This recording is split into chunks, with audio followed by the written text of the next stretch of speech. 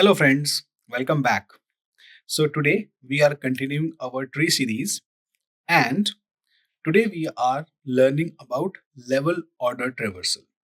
So, you might be thinking, what is this? Because till now we have learned in order, pre order, post order. But what do you mean by this level order? So, stay with me to understand complete information on this one. So, let's first draw a tree to understand things better.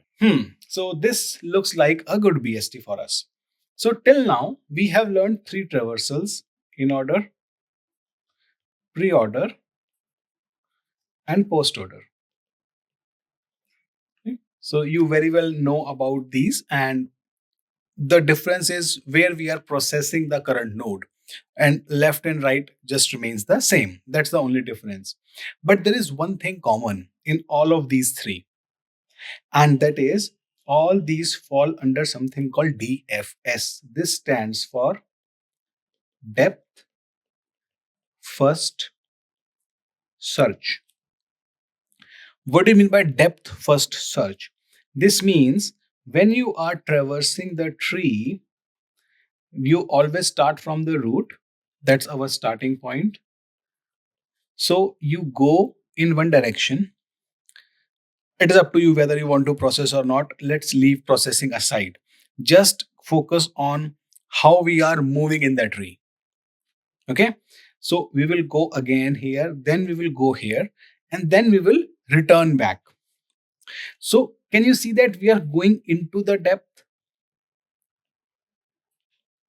We are going into the depth first, and then we are moving into the breadth side. So that is why is it called depth first search. So DFS is done using stack. So you might ask me, we have not taken any stack when we were doing in these traversals. If you remember, and if you try to think a little deeper, you will find that we use recursion. We use recursion functions, which indirectly uses stack only, right? Recursion functions, when a function call another function or itself, then things are pushed onto the stack. So there is an implicit stack when you call a function. So when you are recursing a function, you are implicitly using the stack. You could have done that using a stack as well. If you want, do let me know in the comments below, and I think I will be able to prepare a 5-minute video in it, and it would be good for you, or make you understand. So this all is about DFS. What we are going to learn today is called BFS, breadth first search. In this one, we will not go into the depth first. We will go into the breadth first, like this way. We will traverse level by level. That is why it is called level order traversal. So, as usual, we will start from the root, because in tree traversal, we have to start from the root. And then we will go level by level. We will process each level at one time. So, I hope you understood the difference between BFS and DFS. When we will move to graphs, then this will become more clear, because when we traverse graphs, we generally do not use recursion, although we can, but we generally use stack and queues in those. Then things become more clear. But yes, a tree is also a graph. It is a special kind of graph in which two nodes are always connected by a single branch, and there is a hierarchy involved. So it can also be traversed in both manner, BFS as well as DFS. Awesome. So I will clear the screen, and then I will explain you how BFS works. Okay. So the screen is cleared.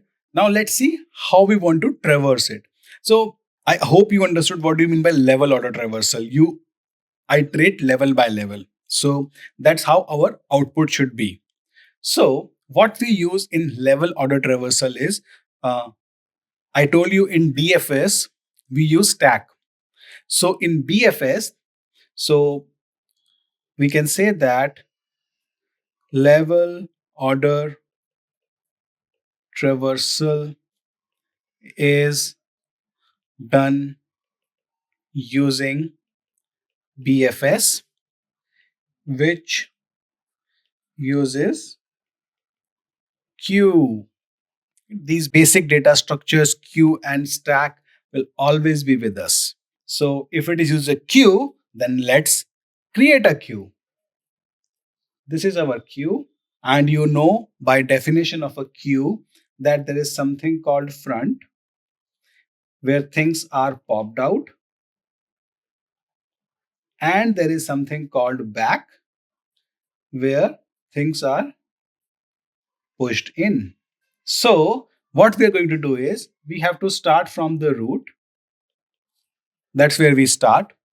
So in our first step, I'm writing the algorithm here. Push root into the queue. So I will push 30 here. Okay, this is our first step. Second step says while queue is not empty, keep on performing following steps. So I will write A here until our queue is not empty. So first step is pop from queue. So we will pop from queue. What is at the queue? At the front, because popping has to be done from front, we will pop 30 and we will remove from here. Second step says push left and right child of popped element into the queue. So what is the popped element? 30. I will write at the bottom what is the popped element. This is our output here. So our popped element is 30. What are its child?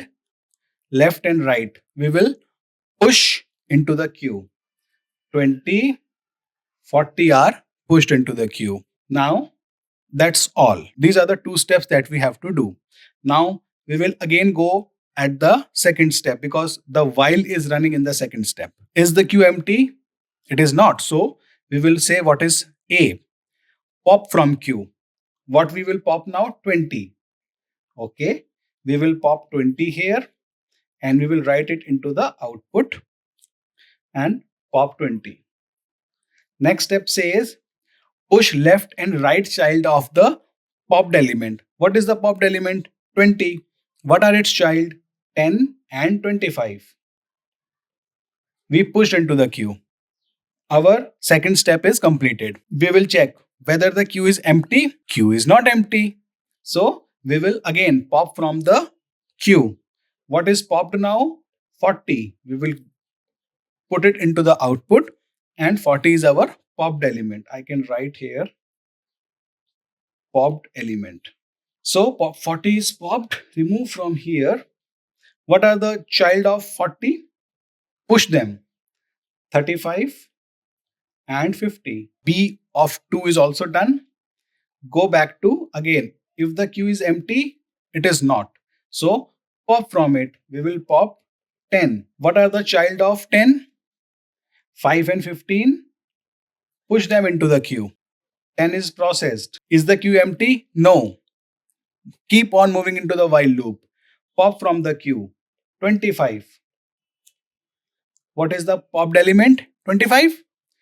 Push if its left and right elements. But its left and right elements are null. So we can say that in second step, if those are not null. So both are null, so we will not push them. So 25 we have processed, we will pop and we will remove from here. Next, is the queue empty? No, it is still not empty. What is the next element? 35. Let's pop it from the queue. Push its left and right child. Are they null? Yes, both are null. Both are null, so we won't do anything. We won't push anything.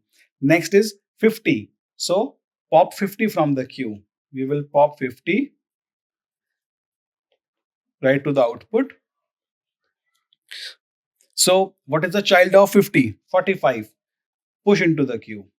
We won't push the right child because the right child of 50 is null here.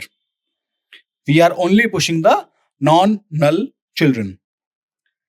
50 is done. Okay, so we will remove from here.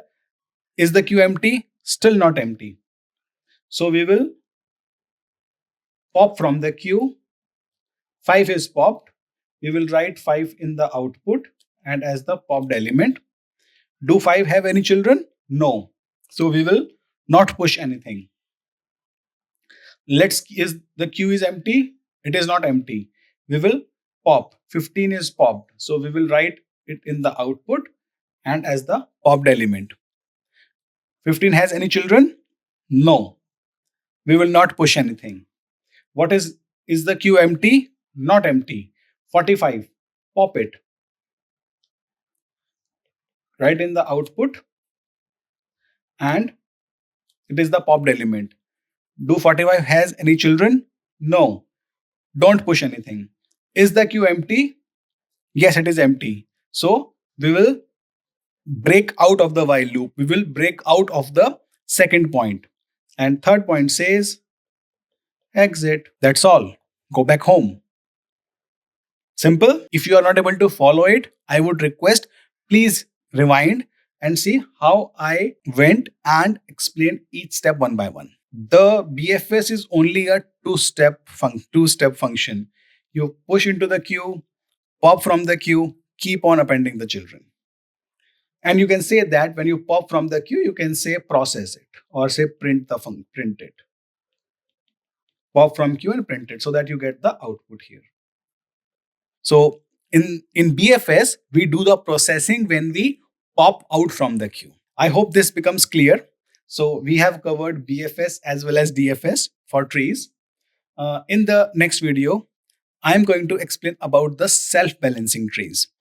We talked it about a lot when we were learning about different types of binary search trees, how a skewed tree is useless and how you can convert a skewed tree into a self-balancing tree so that it becomes a BST and you can take advantages of BST properties for your uses.